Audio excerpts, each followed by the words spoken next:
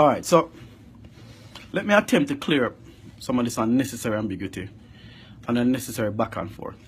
Firstly, I want to address the anti-police persons. There are just a few of you, just in case you think that you're out in numbers. No. I had quite a few persons making constructive criticism on my page. Right? And only a couple, probably like 5 or 6, I don't even think you past 10 of you, making negative anti-police comments.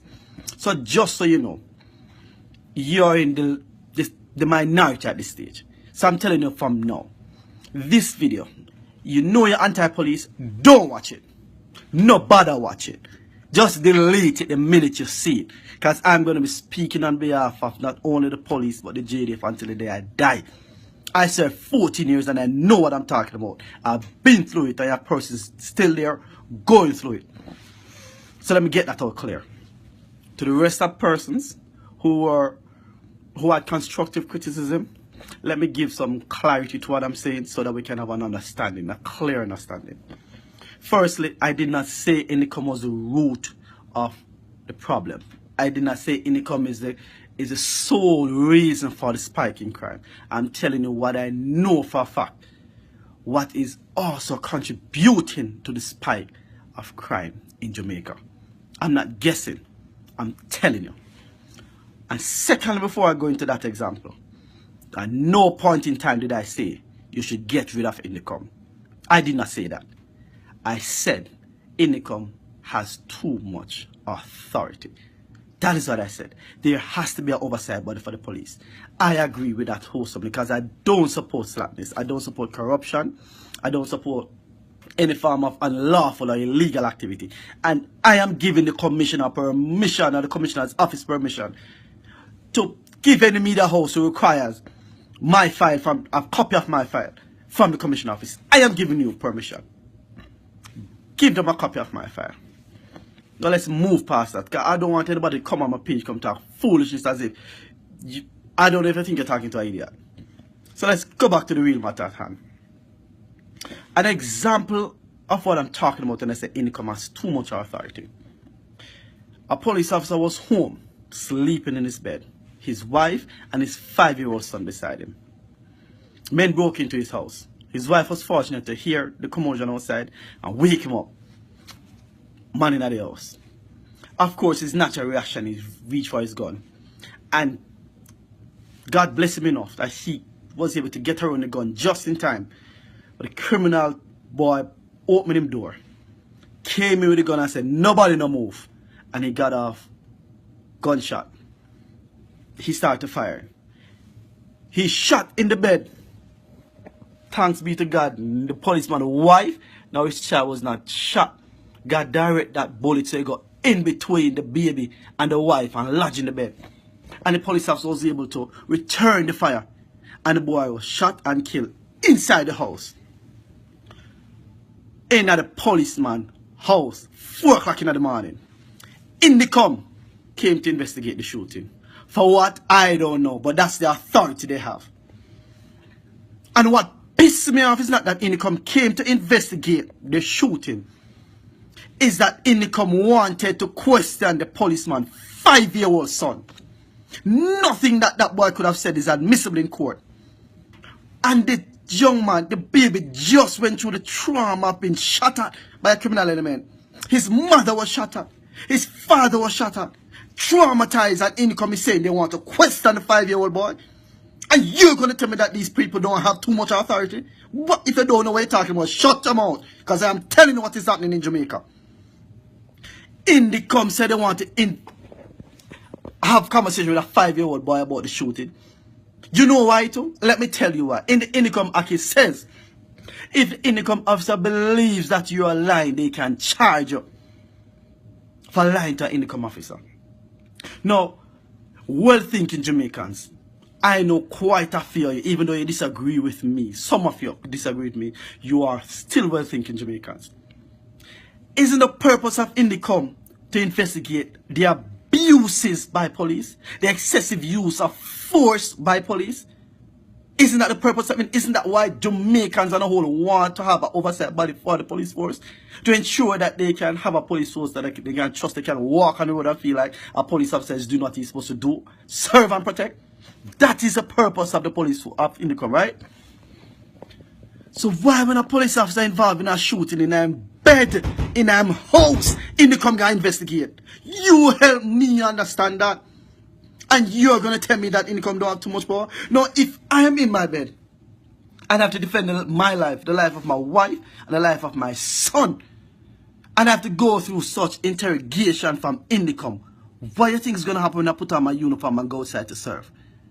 On be honest with yourself, what do you think is going to happen when I have to put on my uniform and go outside, go serve the public? If defending my own house comes under question like that, why? Let me tell you something, people. We have to wake up. We have to wake up. We need an Indicom. And I'm saying it again for all the slow people who didn't get me the first time. We need an Indicom, of course. I support an Indicom. I just don't support this Indicom with the authority that they have. And that's all I'm saying. You may not have lost anyone to these criminal elements. I have lost numbers.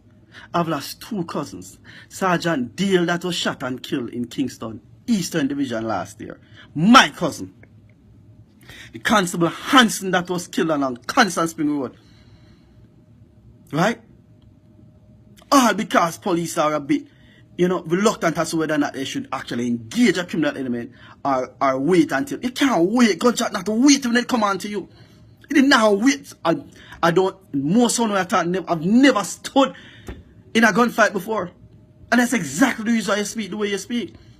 And I'm not talking about the persons who are constructively criticized because you came up with brilliant suggestions about solving the poverty in Jamaica, because poverty is the root of the crime. Fine. But I'm talking about the spike in crime and why police officers are reluctant. Get it straight, people. In as easy as where you believe. We are humans. We have feelings. We have family. And cut out the nonsense about police abuses from 10 and 15 years ago. If you're going to constantly say eye for eye and a tooth for a tooth, when does it end? Now I'm going to bring up another situation. Alright. Do we really believe that Jamaica can be totally policed by first-class police officers? First-world police officers? And let me tell you why I asked. It's a provocative question, but I'm asking it. And let me tell you why. In 2011, when I was serving in the Clarendon Division, I was down by Guinea Tree conducting a spot check. I pulled over a gentleman in a car. I gave him a ticket for not wearing a seatbelt. Failed to wear a seatbelt. The gentleman got his ticket, took his ticket, and he left. But 5 minutes later, the gentleman returned. Officer, may I speak to you? I said, sure, sir, go ahead. So, officer, I don't mean to disturb you, but I have to shake your hand. Because it's the first since I've ever been stopped by police that I've ever been dealt with in such a professional manner. And I said, sir, that's what I'm here for. He shook my hand and he left. Asked any police that worked in Clarendon Division during the period that I was there. Most of the junior police that came from training school and came to the Maypen police station when I was there wanted to go on patrol with me. Because I believe that people should be treated with respect. Worst of all, I was born and grown in Maypen, Clarendon. And it could have been my family and my relative. And I always say it. When I go to the station, deal with the people with respect, because the next person you deal with may be my relative. So I treat everyone with respect. So don't come on my page, come talk nonsense to me. You're not talking to some ragamuffin, old fart police. Cut that nonsense out. So let me go to the point that I'm trying to make. I went into Western Park in my patrol car along with a female constable at the time. In my red team, so I stepped out of the car and saw 3 young men at the side of the road. I said, gentlemen, good morning. Could you turn around and face the wall? Because I need a search of your person. The little man said, police, what you want to search me for? A man got suck your mother. And he ran inside the house. And of course, the entire combo in the big yard turned out. Do you get the point that I'm trying to say? Whilst well-thinking, well-deserving Jamaicans appreciate when police treat them with class and respect. When you go to our own nasty nigga, you must admit, say nasty nigga there in Jamaica where you can't hang like that. And I say good morning to you, sir. Could you turn on and face the wall and need a search of your person? Him say what? Oh, come on, for heaven's sake. And let me run out. If I was walking with an M16 and three other police in a blue suit and jump out of van back and say, hey boy, turn on and face the wall. Him will not turn on and say, officer, what me do? You must be truthful and be honest with yourself and stop defending nasty nigga. Do you understand what I'm trying to say? So don't get me wrong. There has to be a balance, and that's what I'm trying to get to. A balance. There has to be a balance. Right? And that's all I'm trying to say. So when you're going to say that Indicom must stay, and I'm not against Indicom. Indicom has to stay, but I'm saying the same reason why I say police have too much power is the same reason I'm saying Indicom has too much power. So don't come and tell me about, oh, though if you have an oversight over Indicom, then they're going to have an oversight over the oversight. Nonsense. And if you think I'm joking, check your records. Probably in 2012, 2013, Indicom was brought before the parliament. Of course, the parliament alone them with the answer to. But the police high command had to go before the parliament with Indicom to indicate that, listen, there has to be a memorandum of understanding as to how Indicom treat our officers. So this is not just me. This is a widespread thing. A widespread thing. And I'm saying police officers are not going to go out there to fight crime as vigilant as they should because of how they're treated. And that's all I'm saying. Fine, there must be an Indicom. There must be an oversight. But it cannot be an Indicom with so much power. We must have a balance. Listen to me. I know about the root of crime in Jamaica. And all of that what you want to tell me. I'm not going into that. Jamaica have a social decay. And we need greater social intervention. And nobody come tell me about corrupt police and corrupt this. Because when you had pastors last year, left, right and center sexually abusing children, no great number of people came out and burned fire upon them. When you had lawyers 2 years ago taking the money of their clients, millions upon millions of dollars from their clients, we never hear nobody come out to come burn fire. So everybody just quick for jump on police back. No, police that. None of jump on police back, so. Only for ease up and be balanced in life. Everywhere you go, there's corruption. Everywhere from the church to the streets, there's corruption. So what do you think? There's no entity in Jamaica, no agency in Jamaica that is absolute from corruption. So why do you think Indicom is different? Huh? People, wake up. That's all I'm saying. Until the government or successive governments put the necessary things in place to change the social outlook of Jamaica.